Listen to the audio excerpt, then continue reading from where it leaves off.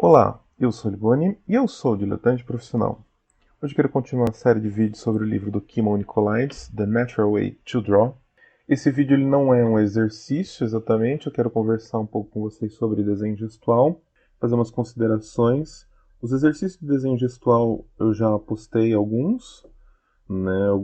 O exercício principal de desenho gestual e as variações dele. Como o Nicolaides ele discorre muito sobre o gesto, sobre o uso do gesto e alguns elementos dele, então eu quis gravar esse vídeo à parte falando do desenho gestual como um todo, né? Então uma das coisas que o Nicolaides fala é que o desenho gestual ele tem uma unidade. Então o gesto, o movimento, ele é um só. Você vai ter ali suas ramificações quando você faz ali um movimento, porque, por exemplo, um corpo humano tem vários membros, mas tem um sentido só o movimento. Sentar tem um sentido só, pular tem um sentido só, enfim, todo movimento ele tem um sentido geral e é a partir disso que você começa sempre o desenho gestual. Você tenta encontrar esse sentido e esse movimento da figura. O desenho gestual ele não é exatamente uma ferramenta para você construir um desenho final, para você, ele não é um mecanismo que te permite chegar num ponto específico só com ele. Ele é um ponto de partida. Ele é meio uma espinha dorsal para você manter a vida do seu desenho quando você vai fazer a construção em si. Então, o desenho gestual ele pode ser ou um estudo à parte antes de você fazer o desenho que você quer fazer, ou ele pode ser uma base em cima da qual você vai construir as suas figuras, você vai dar volume, modelar, envelopar esse gesto da forma que for. Mas a importância do gesto é que ela te dá um sentido e ela te dá uma noção de como as linhas se direcionam, como aquele objeto, aquilo que você está desenhando, tem um sentido, tem uma fluência, mesmo estando parado, ele pode ter um potencial de movimento. Então, as coisas elas têm um movimento natural, ou anterior ou posterior, se você for ver. Então, uma das coisas que o Nicolaides fala é para você aplicar o desenho gestual em objetos também. Se você está vendo o vídeo no YouTube, você está vendo alguns exemplos. Por exemplo, uma árvore. A árvore, quando a gente pensa nela, ela não cresce de cima para baixo, ela cresce de baixo para cima. Algumas árvores, o tronco vai ter um movimento de rotação no crescimento. Quando você chega nas folhas, tem árvores que as folhas estão caindo para baixo, que elas pesam no galho e ela faz o galho flexionar para baixo. Tem árvores, igual essa que eu desenhei aí, que a folha é apontada para cima, né? Que é aquelas agulhas de pinheiros apontadas para cima, mas mesmo elas apontadas para cima, elas geram um peso e afundam o galho. Então, mesmo essa árvore parada, sem nenhum vento, sem nada acontecendo, ela tem um movimento intrínseco guardado nela. Ela tem um movimento do crescimento que deu a forma para ela, ela tem um movimento do peso das coisas que carregam as coisas. Um outro exemplo, um girassol, por exemplo, que ele se movimenta sempre apontando para o sol. Então ele tem esse peso, essa inclinação. As pétalas da flor, elas são abertas num sentido de se direcionar para o sol. Ele tem dentro dele esse giro.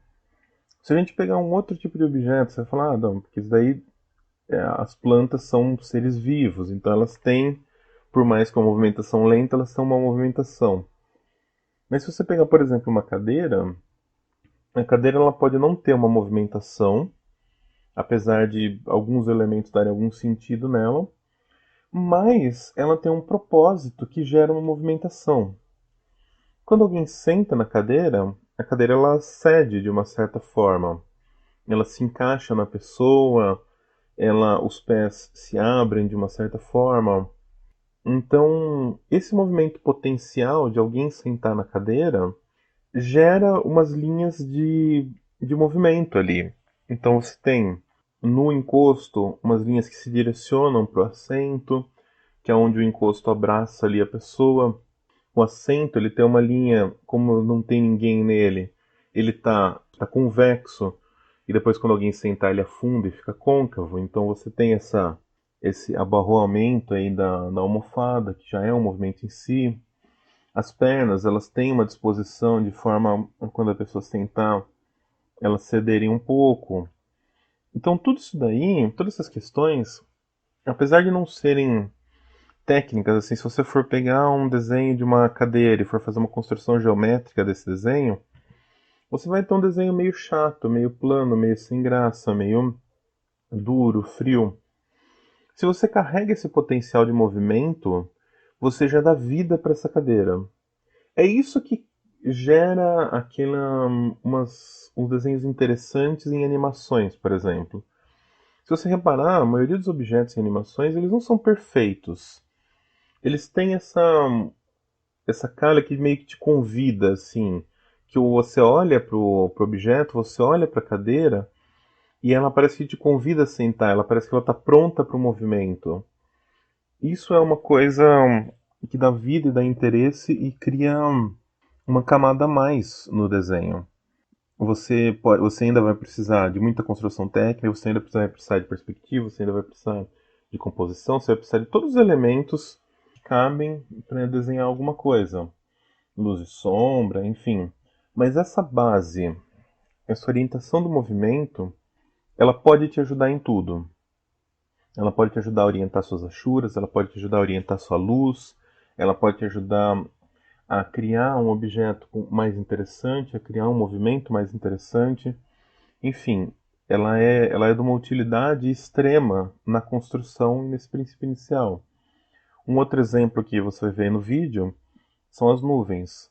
As nuvens em si, elas são uma representação pura e simples do movimento do vento. Só no desenho da nuvem, só pelo formato da nuvem, só pela forma como ela se dobra dentro dela, você representa o vento no céu sem usar uma linha de ação, por exemplo, uma linha gráfica, um elemento gráfico que daria uma indicação de que tem um vento. Então, por meio da movimentação da coisas, né, desses objetos, por meio da movimentação das nuvens, por meio da movimentação das folhas, você pode criar um desenho vivo sem a necessidade de inserir elementos gráficos a mais, que não são visíveis. Linhas de movimento, por exemplo. Não que tenha alguma coisa errada em linhas de movimento desses elementos gráficos. É que se você está fazendo, por exemplo, uma pintura, alguma coisa mais complexa, complexa é uma palavra errada, mas assim, se você está fazendo alguma coisa que tem um objetivo mais realista ou até mais naturalista, você não pode entrar com elementos gráficos ou você perde esse objetivo. Só que você também não pode deixar o negócio duro, parado, morto. Então, encontrar esse movimento, encontrar esse caimento das coisas, encontrar esse, esse jeito que as coisas se moveram ou tendem a se mover, é o que o gesto te ajuda. Enfim, era isso que eu tinha para falar sobre desenho gestual nesse contexto aí do começo do livro Nicolaides. Provavelmente a gente vai voltar nesse assunto em outros exercícios, em outros contextos, isso vai sendo ampliado. O próximo exercício ele é muito interessante, o exercício de peso, que também está ligado com o gesto, de uma certa forma. Tudo no livro do Nicolaides ele vai estar, de uma certa forma, ligado ou expandindo o gesto. Então é isso. Se tiver alguma dúvida, deixa aí nos comentários.